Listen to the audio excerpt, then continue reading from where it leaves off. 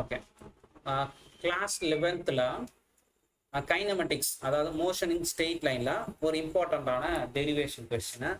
இது டாபிக் என்ன கொஸ்டின் எப்படி தருவாங்கன்னா, equation of uniformly accelerated motion by calculus method, அப்படின்னா kinematic equation by calculus method.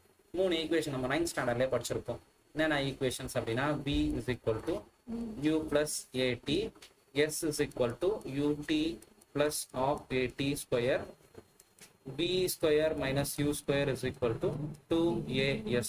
இந்த 3 ஈக்குவேஷனை கால்குலஸ் மெத்தட் வச்சு யூஸ் பண்ண போகிறோம். சரியா? ஃபர்ஸ்ட் கால்குலஸ் அப்படின்னா நான் தெரிஞ்சுங்க, ஒரு சிம்பிளான ஸ்கெட்ச் தரேன். ஸோ கால்குலஸ் அப்படின்னா ஏரியா அண்டர் த கர்வு அப்படின்னு சொல்லுவாங்க.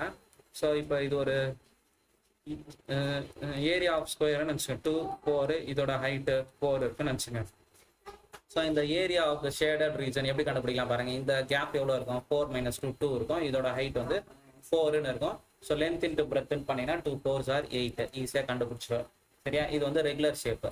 இப்போ அதுவே இன்னொரு கிராஃபில் கொஞ்சம் ஷேப் வந்து கர்வ் ஷேப்பில் இருக்குது அப்படின்னா, ஸோ இதை எப்படி கண்டுபிடிக்கணும் அப்படின்னா, ஸ்ட்ரெயிட்டாக மல்டிப்ளிகேஷன் பண்ண முடியாது. இதுக்கு தான் இன்டகிரேஷன் யூஸ் பண்ணுவோம். ஸோ இந்த பார்ட்டை குட்டி குட்டி செக்மெண்ட்ஸாக எடுத்துப்போம். அதை தான் dxன்னு சொல்லியிருப்பாங்க. சரியா? d del x அப்படின்னு சொல்லலாம். இந்த குட்டி குட்டி பார்ட்டை வச்சு இன்டகிரேஷன் பண்ணுவோம். சரியா? ஸோ இன்டகிரேஷனோட பேசிக் நான் டீப்பாக போல. ஸோ இன்டகிரேஷனை இது மாதிரி தான் இருக்கும். இதை வச்சு தான் நம்ம இதை கண்டுபிடிக்க போகிறோம். சரியா? இப்போ நெக்ஸ்ட் நம்மளுக்கு தெரிய வேண்டிய 3 விஷயம். எக்ஸ் அப்படின்னா டிஸ்பிளேஸ்மெண்ட். சரியா? எக்ஸ்னா டிஸ்பிளேஸ்மெண்ட். நெக்ஸ்ட் வந்து v. vனா வெலாசிட்டி. வெலாசிட்டியோட ஃபார்முலா அப்படின்னா என்னதுன்னா, dv velocity, dv change in வெலாசிட்டினா, அப்படி இல்லைன்னா சிம்பிளா வெலாசிட்டி எப்படி சொல்லலாம் பாருங்க. வெலாசிட்டினா dx by dt, change in displacement by time தான் வெலாசிட்டி. Next acceleration. ஆக்சிலரேஷனை எப்படி சொல்லுவாங்கன்னா, acceleration is equal to change in velocity by change in time. சரியா? இந்த 3 விஷயத்தை வச்சு நம்ம கண்டுபிடிக்கலாம். அப்புறம் இந்த டேர்ம்ஸ்லாம் என்னன்னு தெரிஞ்சிருக்கும். u அப்படின்னா initial velocity. Initial velocity. Initial வெலாசிட்டினா எப்போ இருக்கும்? at time t is equal to 0. at time t equal to 0 இருக்கும்போது இனிஷியல் வெலாசிட்டி. v நம்மோதுனா அது ஃபைனல் வெலாசிட்டி. ஃபைனல் வெலாசிட்டி அது எப்போ இருக்கும்? at t is equal to some t seconds இருக்கு. சரியா? t செகண்ட்ஸ்ன்னு இருக்கும்போது ஃபைனல் வெலாசிட்டி.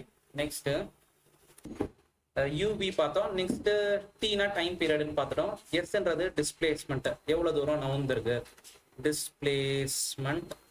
நெக்ஸ்ட் x, அதான் இதுல வந்து நம்ம s எவ்வளவு தூரம் போச்சுன்றத டிஸ்பிளேஸ்மெண்ட் எடுத்திருப்போம். a ஃபார் ஆக்சிலரேஷன், அதுனா ஆக்சிலரேஷன், யூனிஃபார்ம் ஆக்சிலரேஷன். சரியா? Uniform acceleration. சரியா? இப்போ ஒரு ஈக்குவேஷனா நம்ம டெரைவ் பண்ணிட்டு வரணும். ஃபர்ஸ்ட் ஈக்குவேஷனை எப்படி டெரைவ் பண்றோம்னு பாருங்க.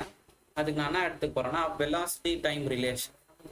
வெலாசிட்டி டைம் ரிலேஷன் அப்படின்னா என்ன அர்த்தம்னா, velocity time relation. velocity time relation அப்படின்னா, the acceleration of the body at any instant is given by the first derivative of the velocity with respect to time. அப்படின்னா ஆக்சிலரேஷனோட formula தான் அதோட definition. Acceleration அப்படின்னா dv by dt. சரியா? dv by dt. இப்போ எனக்கு dv வேணும் அப்படின்னா என்ன பண்ணலாம் பாருங்க. dv மட்டும் வேணும் அப்படின்னா dv is equal to a dt வரும். சரியா? எப்பவுமே இந்த d டிஃபரன்சியேஷன்லாம் இருந்துச்சு, அதை போனோம் அப்படின்னா integrating on both side. So இது பேர் இப்படி சிம்பிள் போட்டோம்னா integrating on both side. So integrating on both side பண்ண போகிறேன். அப்போ என்ன பண்ண போகிறேன்? இன்டகிரேஷன் டிவி, இந்த சைடு ஏடிடி. சரியா? லிமிட்ஸ் போடணும். இன்டகிரேஷன் வெலாசிட்டி தானே இது. வெலாசிட்டினா initial velocity to final velocity u to v. அதே மாதிரி டைம் வந்து 0 to t. சரியா? ஸோ இன்டகிரேஷன் பண்ணும்போது இன்டகிரேஷனும் டியும் கேன்சல் ஆகிற மாதிரி. ஸோ v மட்டும் வரும், v u v அப்படின்னு வரும். ஸோ ஏ வெளியில எடுத்துட்ட அப்படின்னா dt மட்டும் இருக்கும். அதை பண்ணும்போது t மட்டும் வரும், 0 to tன்னு வரும். சரியா? லிமிட் எப்படி அப்ளை பண்ணுவோம்னா, இதான் வியூல தான் limit. Upper limit minus lower limit தருவோம். இன்டகிரேஷன் பண்ணதுக்கு தான் லிமிட் அப்ளை பண்ணுவோம். அப்போ v பதில் ஃபர்ஸ்ட் டைம் v பண்ணுவேன், நெக்ஸ்ட் டைம் மைனஸ் u. இங்கே அதே மாதிரி ஏ அப்படியே இருக்கும். டைம் வந்து அப்பர் லிமிட் மைனஸ் லோயர் லிமிட்னா t மைனஸ் 0. சரியா? அப்போ v minus u is equal to ஏடியா. v மட்டும் வேணும்னா அப்போலாம் இந்த மைனஸ் இந்த சைடு வரும்போது பிளஸ் u plus at. சரியா, ஃபர்ஸ்ட் ஈக்குவேஷன் நம்மளுக்கு சூப்பரா வந்துச்சு. நெக்ஸ்ட் ஈக்குவேஷன் அதே மாதிரி என்ன பண்ணலாம் அப்படின்னா டிஸ்பிளேஸ்மெண்ட் டைம் ரிலேஷன் எடுத்துக்கிறேன். சரியா, டிஸ்பிளேஸ்மெண்ட் டைம் ரிலேஷன் அப்படின்னா என்ன அர்த்தம்? displacement time relation, velocity of the body is given by the first derivative of the displacement. Velocity formula da dx by dx or ds by dt. சரியா, s displacement எடுத்ததால அப்ப ds by dt ன்னு போட்டுக்கறேன். இப்போ ds மட்டும் வேணும்னா என்ன பண்ணலாம் பாருங்க, ds is equal to v into dt. இங்க அதே மாதிரி இன்டகிரேஷன் பண்ண போறோமா, integrating on both side பண்ணனா வரும்னு பாருங்க. So integrating on both side பண்ணும்போது integration ds is equal to integration v dt. Limit என்ன பண்ண போறோம், v இந்த இடத்துல v பதிலாம் யூஸ் பண்ணோம் அப்படின்னா போன ஈக்குவேஷன் கண்டுபிடிச்சால என்ன கண்டுபிடிச்சோம், v is equal to u plus 18 கண்டுபிடிச்சோமா, அதை சப்ஸ்டியூட் பண்ண போறோம். லிமிட்ஸும் சப்ஸ்டியூட் பண்ணிக்கும். டிஸ்பிளேஸ்மெண்ட் இனிஷியல் டிஸ்பிளேஸ்மெண்ட் வந்து 0, ஃபைனல் டிஸ்பிளேஸ்மெண்ட் எஸ், டைம் பொறுத்து தான் இன்டகிரேட் பண்ண போறோம். அப்ப 0 to t தான் பண்ணுவோம். சரியா, இப்போ நெக்ஸ்ட் ஸ்டெப்ல என்ன பண்ணலாம் பாரு, இதை அப்படியே போட்டுட்டு வா, ds 0 to s, v க்கு பதில் என்ன பண்ணிக்கலாம் 0 to t போட்டு v க்கு பதில் u plus at பிராக்கெட் போட்டு dt பண்ணிக்கலாம். நெக்ஸ்ட் ஸ்டெப்ல இது தனித்தனியா கூட பண்ணிக்கலாம். So integration ds 0 to s equal to integration 0 to t u dt, இந்த பிராக்கெட் இதுக்கு தனியா plus integration 0 to t a t dt. சரியா, இப்போ இன்டகிரேஷன் பண்ணிட்டுமா, இப்போ இன்டகிரேஷன் பண்ணும்போது இன்டகிரேஷனும் டியும் போயிடுச்சுன்னா வெறும் s மட்டும் வரப்போகுது. s 0 to s equal to u constant வெளியில் எடுத்துடலாம். இன்டகிரேஷன் ஆஃப் dt பண்ணும்போது t மட்டும் வரும். இது லிமிட் 0 to t வரும். இப்போ இந்த ஸ்டெப்பை தான் தெளிவாக பண்ணணும்.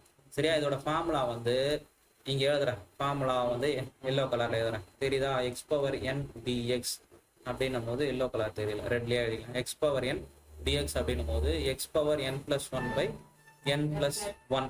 சரியா, இங்கே டி டிடின்னு இருக்கா.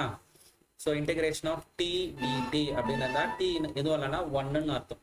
சரியா, 1ன்னு அர்த்தம். அப்போ டி டிடியா எக்ஸ் டிஎக்ஸ் அதே மாதிரி தானே இருக்குது. அப்போ டி 1 plus 1 by 1 plus 1 பண்ணா t ஸ்கொயர் பை 2ன்னு வரும். சரி, அதை எடுத்து இங்கே சப்ஸ்டியூட் பண்ணிக்கிட்டுமா. ஸோ அப்போ இதை ஏ கான்ஸ்டன்ட் வெளியில் எடுத்துகிட்டு இருப்பேன். ஏ கான்ஸ்டன்ட் வெளியில் எடுத்துட்டோன்னா இன்டகிரேஷன் ஆஃப் டி டிடி, அந்த டி டிடியை பண்ணாதான் என்ன வரும், டி ஸ்கொயர் பை 2, இந்த லிமிட்டு 0 to tன்னு போட்டுப்பேன். நெக்ஸ்ட் லிமிட் சப்ஸ்டியூட் பண்ணிடலாம். அப்பர் லிமிட் மைனஸ் லோயர் லிமிட்டா, அப்போ அப்பர் லிமிட் வந்து s minus 0 equal to u t minus 0 plus a. First time வந்து t தான் பண்ணுவேன், t பிராக்கெட் போட்டுக்கோ, t square by 2 minus 0 square by 2. 0லாம் போடணும்னு அவசியமே இல்லை. s is equal to ut plus 1 by 2 a t square, இந்த பார்ட் 0. சரியா வந்துச்சா, s is equal to ut plus of a t square. சரியா, ஸோ ரெண்டு ஈக்குவேஷன் கண்டுபிடிச்சிட்டோம். மூணாவது ஈக்குவேஷன் பண்ணலாம். சரியா, மூணாவது ஈக்குவேஷனுக்கு என்ன பண்ண போறேன் அப்படின்னா, நான் ஆக்சிலரேஷன் ஈக்குவேஷனை எடுத்துக்கிறேன். a is equal to dv by dt. இப்போ இது கூட நான் என்ன பண்ண போறேன்னா, எனக்கு வேணுன்ற மாதிரி மாத்திக்கிறேன், ds by ds போட்டுக்கலாம். சேஞ்ச் ஆகாதுல, மல்டிபிள் பண்ணி டிவைட் பண்ணா மாறாது. இப்போ இதை என்ன பண்ணிக்க போறேன், இந்த ds by dt நம்ம என்ன சொல்லலாம்னு பாருங்க, ds by dt displacement by time வெலாசிட்டின்னு சொல்லலாம். கரெக்டா, அப்போ இந்த ஈக்குவேஷன் எப்படி மாறுது பாரு, a is equal to v into dv by ds. இந்த சைடு எடுத்துட்டு வந்தா ஆயிடும், a ds is equal to v dv. சரியா, அப்போ இன்டகிரேட்டிங் ஆன் போத் சைட் பண்ணும்போது a ds s தான் இருக்கு, அப்போ 0 to s வரப்போகுது. இங்க வந்து v dv வெலாசிட்டின்னும் போது நான் வரும் initial velocity to final velocity u v. அப்போ a கான்ஸ்டன்ட் வெளியில் எடுத்துட்டேன்னா integration of ds will get s 0 to s. இப்போ இது v dvனா அவன் சொல்லுங்க பார்க்கலாம், போன முறை பண்ண மாதிரியே தான். போன முறை என்ன பண்ணோம், இங்க t dt பண்ணோமா, அதனால் வந்து t ஸ்கொயர் பை 2ன்னு வந்துச்சா. அப்போ இங்க என்ன வரும், by 2. Very good, v square by 2 limit வந்து u v.